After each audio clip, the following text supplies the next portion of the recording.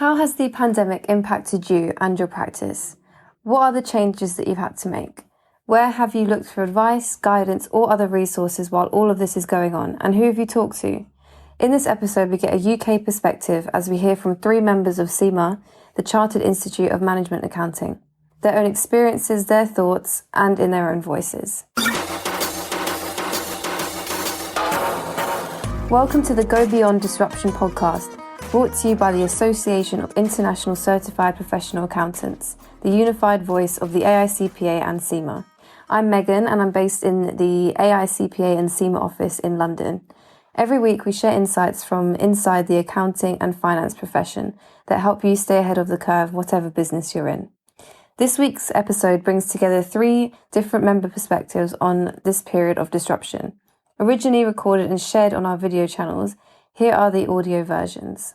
We start with our first contributor, Jamie Finnegan. He is based in the UK, he's an ACMA, and he is the Finance Manager of Projects for Transport for Greater Manchester. Hi, I work for Transport for Greater Manchester, which looks after and runs the public transport services within Greater Manchester, the 10 districts of Greater Manchester. I've been at that organisation about 10 years. I've been a member of CIMA for sort of upwards around 15 years. And my current role is a finance project manager, and I look after the transaction team for our accounts receivable, accounts payable side of things. Well, I think the professional challenges are very similar to what everyone's experiencing across the country in terms of the speed of the close down. So our financial year finishes on March 31st, and we had the budget set for the new financial year beginning April 1st. The speed of the shutdown forced us really, first of all, to look at what emergency measures do we need to put in place. And that was a big challenge because we had a building of sort of 700-800 people. Not everyone could work from home. A lot of the processes that we had from a finance, from a sign-off point of view, from a governance perspective, hadn't really been worked through to have everyone working at home. It always relied with people in the office. So there's a sort of an emergency transition of about a week, 2 weeks. How do we pay people? How do we pay suppliers? How do we pay the staff? How are we going to get people to authorize these things when normally a lot of that was quite paper-based? There's the IT setup, people getting used to working from laptops in different areas of their house, in terms of trying to get all of that grouped together. Our IT department did a fantastic job. People have started to adapt. We're trying to sort of keep within the governance and within audit requirements in terms of authorization and emails going around. So that's now stabilized, and we're getting that to sort of business as usual. We then had a second phase really of if the budgets that we planned and had been approved for the 1st of April, we needed to do a reprioritization exercise in terms of, similar to other organizations, preserving our cash flow, looking where the big spikes in cash were. As an organization, we had a massive hit on our revenues because obviously we rely on our public transport in terms of trams. That I think it's been well flagged. It's sort of 95% down to where we were in the previous month, based on the fact that the country's in lockdown. So we had to sort of do a very quick reprioritization exercise to understand what are the key things that we need. Now, as an organization, we wanted to make sure that we could get essential workers to hospitals, to teachers, to schools, people to care homes. So we had to keep the transport system functioning, but at a very different patronage level. So we had to work through that as one of the priorities. We had to recut what the key expenditure items are going to be over the next few months. So in effect, we had to redo a 3-month budget process very, very quickly to understand where we could identify our priorities and our needs. We then got a sort of a final phase, which is, well, what's it going to look like when we come out of this? Now, for public transport, we will be waiting for the sort of government in terms of the social distancing. Is it 1 metre? Is it 2 metres? what's the expectation of people wearing face masks? All of these things we need to sort of build into what our recovery looks like. And it will be quite different in some respects in terms of the number of people. I'm presuming there'll be some sort of phased return to work across the country. And we need to sort of work that through in a business plan and work through a number of different scenarios that focus on, what does it really look like in terms of contract costs to run these services and patronage in terms of the people returning to work. So I think the key management challenge I touched upon in terms of the professional side of things was understanding how we can get processes which were paper-based, where we normally, had people signing certain documents, how we could get that moved electronically. So that was one of the key processes. A number of people who hadn't worked from home before, getting them set up and running and work from home, managing the team of sort of 6 or 7 people to who had been always based in the office to suddenly all in individual locations. So first of all, it was sort of quite a novel experience for some of them, I suppose, being able to work from home. And it sort of moved now into, I think people want the opportunity to be able to work from the office, which sounds an odd thing to say, but a lot of the team, the social interaction part is very important at work. And obviously when you're at your computer all day, you don't have that opportunity to talk to someone, to make a cup of tea, get involved in a sort of a brew round. So it's very difficult to just focus on work the whole time from a management perspective. So we started with doing daily calls, making sure we have FaceTime in terms of people actually being able to see other people, getting their feedback, how they're feeling on certain days, understanding when there's complications they might have. There might be homeschooling kids, so when might not be a good time to try and set up a meeting and have a bit more of an understanding around your team's personal issues, really, from their home life in terms of working from home. So I think we've sort of learned a lot about that, and a lot about different people's setups. You try and often, it's not always about a work call. It should also be about a social call, talking about the Tiger King, whatever people might watch on Netflix. You've sort of got to keep a bit of social interaction that you might happen at work. So you're trying to do that and really, keep the people sort of motivated and make sure that everyone's well-being. It's been very important at Transport for Greater Manchester. We've had a real focus on that in terms of making sure people keep in touch. There's help lines, all sorts of things like that. So I would say those are the biggest management challenges. From a personal perspective, the challenges that I've faced is there's 2 things really. One, the laptop is always there now, so it always seems to be open. After dinner, you might walk past and someone might have sent you an email. So you might have a look at that. And it's a question of drawing a line about turning off from work sometimes to sort of focus on other things.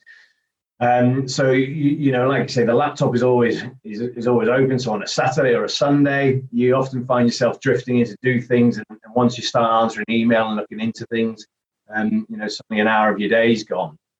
So it's quite difficult that way. What you try to do is have that discipline around it. So certainly on a Friday at about 5:30, 6, and make sure that you turn it off and you go and have a drink with my wife, or you set something up with friends for a social call that makes you sort of get off and realize, right, well, this is really the start of the weekend. Any work that you are doing now, you need to sort of be very mindful of the effect that it has on you personally and your health and well-being, and the effect on your family. The other big challenges I think a number of people might have is with regards to homeschooling the children. It's very, very difficult. I've got a 15-year-old son who's more than happy to drift off if you're not saying what you're doing, and questioning him on things. But that's not his fault. We've just sort of got to accept that they've missed out on a decent chunk in the summer term of what they would have learned. And you've got to stop beating yourself up to think, I can do a job, I can homeschool, I can do all sorts of things that would normally be happening in your life. And you've got to have a bit of perspective, really. And I think personally, I've taken, the foot back and said, right, well, if the kids are doing certain bits of work at school, we can help them, we can check them, but, it's not a full day at school. Don't expect anything different, really. Do what you can and do as best as you can. And, we'll all come out of this and move on. So the key bit of advice I would find or would suggest, there's a number of things, really. The first one is from a work perspective, is you really need to take this, and there will be opportunities from this in terms of your business model. So, we touched upon what does it look like? What does the recovery look like when we come out of this? Now, that could be to do with actually we don't need as much space in a building. We've shown that 700-800 people can work from home. If we were to expand anymore, would we really need a new building, or would you look at having a sort of person to desk ratio of something like 5 to 10, 7 to 10. So there are opportunities to do this when we come out of the recovery phase, and we definitely will come out of the recovery phase. People will want to start, will have to start to go back to work. So it's looking at your business model in the recovery phase and what opportunities are there that you probably wouldn't have realized before this happened.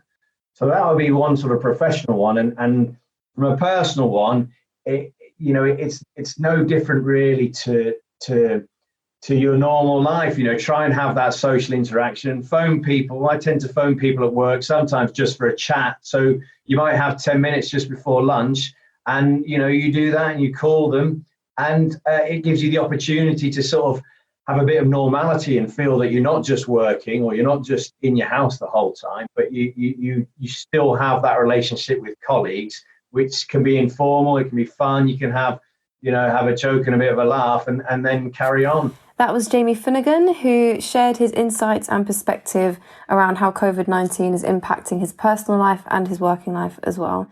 My name is Rebecca Odie. I'm a gross margin senior analyst for an energy supplier. Currently, I'm studying my CIMA operational level. I would like to share my experience with you during this time of change in society as a whole. One of the main challenges which many of us may have struggled with initially was getting used to working from home. It has previously been fairly easy when it happens occasionally, but I personally struggled with making my home also my place of work. I had to figure out how to adapt my usual routine to ensure I wasn't easily distracted or isolated from not being able to have regular face-to-face interactions with my colleagues. What I found helpful was setting up a workspace which ensured I had a place to focus and was free from distractions. It was also essential that meetings like quality conversations with my manager continued as normal. I have also found daily team check-ins, which are in everyone's calendars, help boost morale as they take the place of the usual few minutes that you might spend whilst getting a coffee. I have found out that I'm getting to know my colleagues a lot more than when we were together. In the few weeks leading up to the lockdown in the UK, I was apprehensive and unsure what the impact of coronavirus would have been on starting my classroom lectures as well as sitting my exams once the class is finished. Fortunately, the training provider which I was signed up to was able to move to online live lectures and seemed to be able to maintain the timetable which provided the relief. When the lockdown was first introduced, it was a shock as there were a lot of unknowns about the impact on my studies. Hearing about CIMA's partnership with Pearson VUE to bring in remote testing gave me comfort. Personally, I have found balancing my work-life routine quite difficult. It's very easy for me to get engrossed in my daily work and not realize the day's almost over. I have not practiced any form of self-care, which would normally be like listening to podcasts on my way home or even having a catch-up with a friend. However, I had to take a step back and realize that I'm still able to do many of the things I have previously enjoyed. Physically distancing does not mean that we shouldn't still be engaged with ourselves and with others in our lives. I have switched things up by listening to podcasts while cooking, ensuring I have regular check-ins over the phone to those close to me. I've also found setting timers on my phone to take a break really useful when I've been sat in one place for too long. Working and studying from home can be a real challenge during this testing time. My advice is primarily ensuring you are looking after yourself. Self-care is very important, especially when we feel like we have so much on our plate to juggle and a lot of uncertainty. Try and maintain a good connection with colleagues and other CIMA students or members to keep our support networks going. Daily or weekly check-ins, video lunches, or social engagement events like virtual quizzes or even art classes if you're up to the bar. Take a break. Set aside time to have lunch. Move away from your desk to give your mind a break. Most importantly, we are all human, and I'm sure we are doing our best to ensure there is continuity in our various businesses and in our lives. I'm sure the people around us virtually know that, so keep up the good work. Again, with her experiences of how COVID-19 is impacting her personal life as well as her practice. So now, last but not least, we're going to hand over to Heather Kitely, who is a CIMA fellow that is based in Scotland. I'm the Group Chief Executive of Port of Leith Housing Association. There's 4 entities in the group: the Housing Association, which is the parent of 3 subsidiaries, one providing mid-market rented properties and one a repairs and maintenance service, and the other providing community initiatives. The majority of our staff are office-based, and so it was initially a big challenge for us to close our office and to set everybody up to be able to work from home. Being a local community-based group means that a lot of our customers come into the office for face-to-face meetings, and so we had to change our operations very quickly to enable our staff to work remotely. Some of our customers are the most vulnerable in our society, and we want to maintain as many of our services as we can while keeping them and our staff safe. It was difficult at first when the advice from the government and our regulators was changing daily and at times conflicting. We had a robust business continuity plan, which was put into place early on. Our management team and staff have been fantastic. They have shown real resilience and willingness to overcome challenges and to maintain contact with our customers, which has actually made it very easy for me to do my job. Having everyone working remotely has been challenging to me. I'm used to seeing my colleagues in the office daily, and so working out a good way to have business meetings and interaction with staff took a while. As humans, we communicate not only through speech, but through facial expressions and body language. So video calls for meetings and interaction is really important. I think I've managed to master the art of good video meetings with management, and I'm holding virtual informal coffees with various staff teams to make sure that I can maintain contact with as many people as possible and to check in on them to see how they are. I also did a survey early on to get an indication as to how everybody was feeling and experiencing the lockdown, and to see whether there was anything we could do to support them better. So from a personal point of view, I have a granddaughter who's only 6 months old, and so not seeing her is very painful. However, I've had lots of Zoom calls with my daughter and trying to make sure that my granddaughter still sees my face and hears my voice so she won't forget who I am. Apart from missing family and friends, I feel really grateful for many things. I'm staying positive, enjoying saving on travelling time, and I've been running every morning, which is really important for me to stay healthy and sane. So advice to you all is to maintain as much contact with colleagues and customers via video calls as you can. Stay positive, give as much certainty and assurance to staff as you're able to, and understand that everyone will have their own challenges that they're dealing with on top of the challenges of working from home. Keep a focus on the future. You can't put everything on hold. There are some things that can be progressed by finding different ways of doing them. And finally, just keep positive, because we will get through this. And that's it for this episode. If you'd like to see the original video versions of those contributions, we've added a link to the notes section of this podcast. And also for further information, please see the AICPA and CIMA online resources for coronavirus-related guidance. You can see all this guidance on the CIMA news page, again, which is in the notes section of this podcast. So to view the notes section and the links, please just click the episode's info icon in the podcast app on your smartphone or tablet, or open the episode in your computer's web browser. You'll find everything you need right there. So thank you for listening. And from our AICPA and CIMA office in London, I'm Megan. We'll be back soon with more conversations that help you and your profession to go beyond disruption. Till next time, keep listening and keep safe. Goodbye. Thanks for listening to this episode of Beyond Disruption, brought to you by the Association of International Certified Professional Accountants. Learn more about today's topic at AICPA-CIMA.com/disruption. This podcast is designed to provide illustrative information with respect to the subject matter covered and does not represent an official opinion or position of the Association of International Certified Professional Accountants or any of its subsidiaries or affiliates. It is provided with the understanding that the association, its affiliates, and subsidiaries are not engaged in rendering legal, accounting, or other professional services. If such advice or expert assistance is required, the services of a competent professional person should be sought. The association, its subsidiaries, and affiliates make no representations, warranties, or guarantees as to and assume no responsibility for the content or application of the material contained herein and expressly disclaim all liability for such damages arising out of the use of, reference to, or reliance on such material.